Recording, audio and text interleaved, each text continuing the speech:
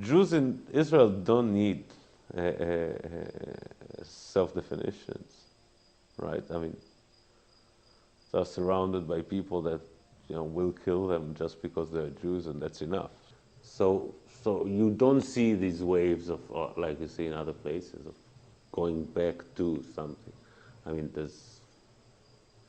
there's now maybe some room for Yiddish and this kind of music, but it will never be a revivalist movement, I think, because there is no,